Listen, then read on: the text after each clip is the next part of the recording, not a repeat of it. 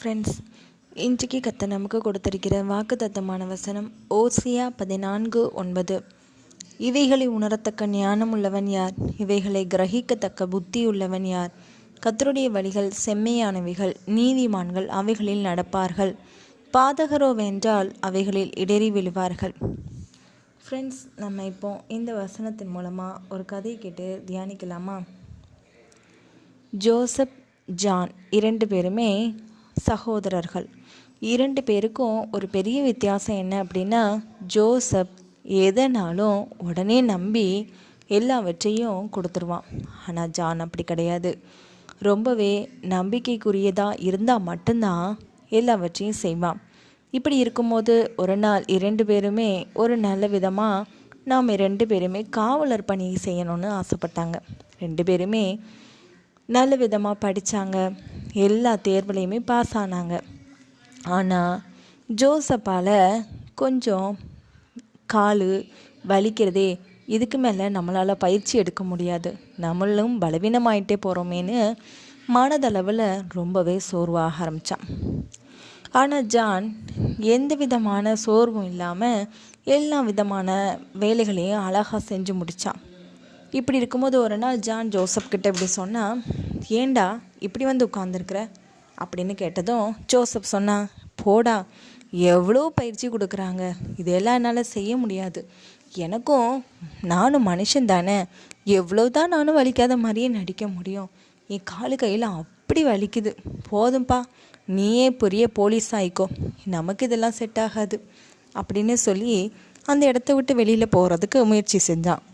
அப்போ ஜான் கூப்பிட்டான், இங்கே பாரு ஜோசப், நம்மளுடைய ஒரு பெரிய ஆசையே நாம் போலீஸ் ஆகிறது தான். நீ எதுக்குடா தேவையில்லாமல் இதை விட்டு வெளியில் போகிற? இங்கே பாரு, இந்த உலகத்தில் நிறைய நஷ்டங்கள் இருக்கத்தான் செய்யும். ஆனாலும் நாம் தான் எது நமக்கு கரெக்டாக வரும், எப்படி நாம் செஞ்சால் அதில் முயற்சி செஞ்சு நல்ல விதமாக அதை திறம்பட நமக்கு வெற்றியை சொந்தமாக்கி கொள்ள முடியும்னு யோசிக்கணும்.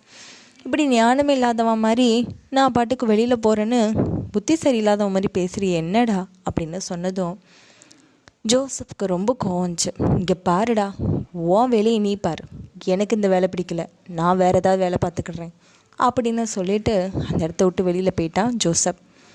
ஜான் எல்லா வித தேர்வுலையும் பாஸ் ஆகி ஒரு நல்ல போலீஸாகவும் மாறிட்டான். இதை பார்த்ததுமே ஜோசப்புக்கு ரொம்ப கஷ்டமாக இருந்துச்சு. ஐயோ, நம்மளும் ஒழுங்காக அந்த வேலைகளை செஞ்சு முடிச்சிருக்கலாமோ, இப்படி நான் சோம்பேறியாக இருந்துட்டேனே அப்படின்னு யோசிச்சுட்டு இருக்கும்போது ஜான் திரும்ப வந்தான் வீட்டுக்கு. என்னடா ஜோசப், ஏதாவது வேலை ஏதாவது கிடச்சிச்சா என்ன அப்படின்னு சொன்னதும் ஜோசப்புக்கு ரொம்பவே கஷ்டமாக இருந்துச்சு. இல்லைடா, இது வரைக்கும் ஒரு வேலையும் கிடைக்கல, அதுலேயே நான் ஒழுங்காக பயிற்சி எடுத்துருந்துருக்கலாமோ, இப்போ என்ன செய்கிறது அப்படின்னு ரொம்பவே முழிச்சுக்கிட்டு இருந்தான். அப்போ ஜான் சொன்னால், ஒவ்வொரு மனுஷட்டமும் ஒவ்வொரு விதமான திறமை இருக்க தான் செய்யுது. அதை நாம் பயன்படுத்தாமல் இருக்கிறது தான் வங்கியில் பணத்தை போட்டுட்டு பட்டினி கிடக்கிறதுக்கு ஒரு சமம்னு சொல்லுவாங்க. நீயும் அப்படி ஆயிட்டியாடா? உனக்குன்னு ஒரு அழகாக திறமை கொடுத்துருக்காருடா கர்த்தர், நீ ஏன் அதை பயன்படுத்தலை?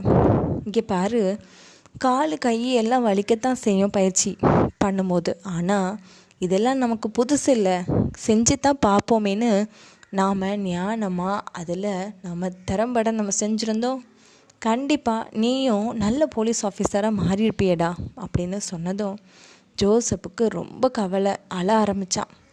அப்போ அவங்க அம்மா வந்து பேசுனாங்க, சரிடா, இந்த முறை முயற்சி செஞ்சு பாரு, உன்னோட தம்பி நல்ல ஒரு போலீஸ் அதிகாரியாக மாறிட்டான், இதே மாதிரி நீயும் மாற முடியும். உன்னுடைய தன்னம்பிக்கையும் கர்த்தர் மேலே வச்சிருக்கிற நம்பிக்கையும் நீ இழந்து போகாத, கடவுள் கண்டிப்பாக உன்னைய நல்ல விதமாக நடத்துவார், நீ எதுக்கும் சோர்ந்து போயிடாதன்னு சொன்னாங்க. அப்போது ஜோசப் சொன்னால், இல்லைம்மா, எனக்கு திறமை இருக்கத்தான் செய்யுது, ஆனால் நான் அதை ஒழுங்காக பயன்படுத்திக்கலையா, அது நான் சும்மா வச்சுட்டேன்னா என்ன அப்படின்னு சொன்னதும் அவங்க அம்மா சொன்னாங்க, சரிடா, ஏதோ ஒரு சின்ன ஒரு தப்பு நடக்கத்தான் செய்யும், மனுஷனாக பிறந்த எல்லாரும் தப்பு செய்ய தானே செய்கிறோம், ஆனாலும் கடவுள்கிட்ட அதை நீ மன்னிப்பு கேட்டு திருந்தி இனிமேல் என்ன தான் வலித்தாலும் பயிற்சிகளுக்கு நீ முற்றிலுமாக அதில் ஒப்பு கொடுத்து இரு. கண்டிப்பாக அதில் நீ ஜெயிக்க முடியும். நீ நீதிமானாகவும் இருந்து கர்த்தரிட்ட வழியில் நட, உன்னுடைய கர்த்தர் ஆசீர்வதிப்பார்டா உன்னைய அப்படின்னு சொன்னதும் ஜோசப்புக்கு ஒரு பெரிய ஒரு மகிழ்ச்சி. அதே மாதிரி அந்த வருடத்தில் அவன் பயிற்சி எடுத்தான், நல்ல விதமாக ஊக்கத்தோடு அதில் பிரயாசப்பட்டான், தான் திறமைகளை காமிச்சான், அழகாக போலீஸ் ஆஃபீஸராக மாறினான். 2 பசங்களும் நல்ல விதமாக போலீஸ் அதிகாரிகளாக மாறிட்டாங்கன்னு அம்மாவுக்கும் அப்பாவுக்கும் ரொம்ப சந்தோஷம். அதுக்கப்புறமா ஜோசப், ஜான் 2 பேருமே நேர்மையான வழியில் நடந்ததுனால அவங்களுக்கு ஒவ்வொரு விதமான பதவிகளும் நிறையா போஸ்ட் எல்லாமே கிடைக்க ஆரம்பிச்சிச்சு. ரொம்ப சந்தோஷமாக இருந்தாங்க ஜோசப்பும் ஜானும். ஃப்ரெண்ட்ஸ், இந்த கதையை கேட்டிங்களா? இதே மாதிரி நம்மளுக்கும் நிறைய திறமையை கர்த்தர் கொடுத்துருக்குறாரு. ஆனால் ஒருத்தங்களுக்கு ஒரு மாதிரியும் இன்னொருத்தங்களுக்கு வேறு மாதிரியும் இருக்கும்.